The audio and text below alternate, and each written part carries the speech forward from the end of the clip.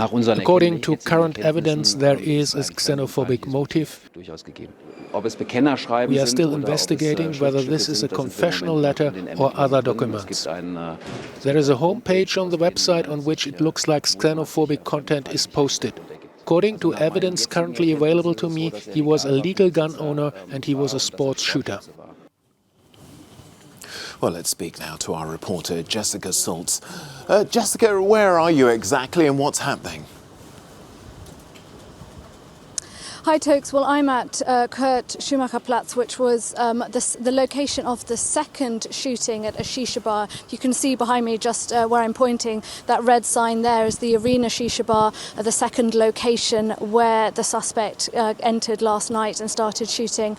At the moment here, there's a strong police presence, a cordon, as you can see behind me, and a lot of worried residents. This is ultimately a usually very quiet residential area. People here are telling me, I spoke to one woman just now who lives nearby, who was shaking her head as she told me that she's never seen or heard of something this awful happening in this area. So people here really trying to take in what happened. Jessica, what more can you tell us about the investigation at this point? Well, the investigation is still going on. It's been taken over by Germany's federal prosecutors, and Peter Beuth, who you just heard from there, the Interior Minister of Hesse, saying this is being treated as a terrorist attack with a likely far-right xenophobe motive. Not much is still known about the 43-year-old suspect who was found dead in his apartment next to the body of his 72-year-old mother.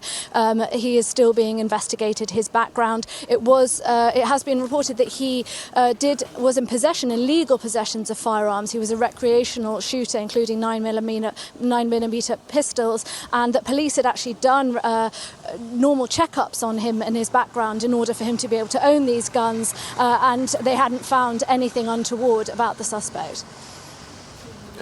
Jessica, we've mentioned what Angela Merkel has had to say, and you've spoken there about what the Interior Minister or the State Premier of Hesse has had to say. How have other politicians reacted to these events?